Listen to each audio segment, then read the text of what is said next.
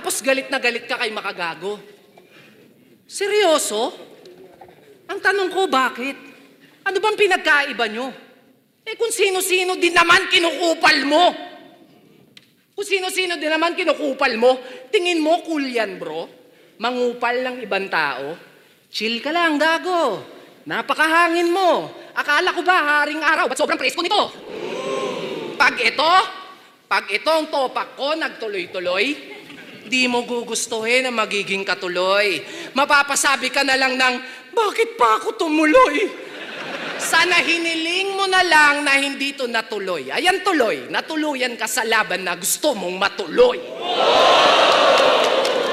Abnoy, kaya mo mag-champion sa isa buhay. Walang duda. Pero kung usapang tunay na buhay, baka buhayin pa kita. Kung bubuhayin pa kita. Kasi sa tournament, napakakapal ng mukha mo. Sa tournament di lang isa, dalawa kundi tatlo. Sali ka ng sali ng isa buhay, kaya nga isa buhay eh. Gets mo din no? Tangina neto, piling pusa tong pusi na to. Kung skills lang, mas magaling ka. Pag kinilatis, lyricist na, mabangis pa. Talagang sadista, lalo pag nandis na. Kung usapan na ay bis, laging nasa list, nakalista. Pero di lahat kayang i-please, kaya please, dapat gets na kung ba't inis siya. Kasi pinanis na ang tanging gamit-gamit lamang ay karisma. At yun ang wala ka. Pero sabi nila, mababaw, pambata, basic lang daw ako lumetra.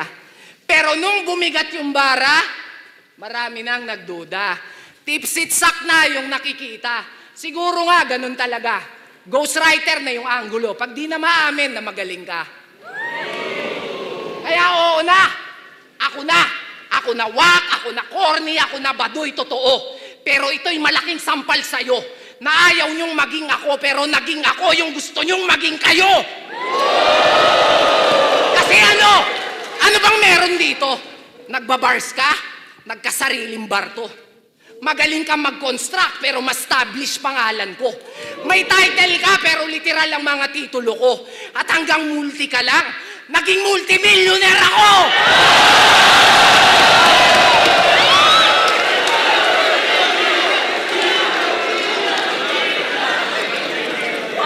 Ngayon Mr. Champion sa lahat ng liga.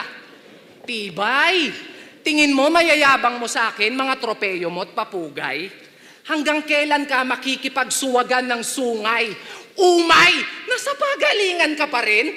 Nasa pasarapan na ako ng buhay!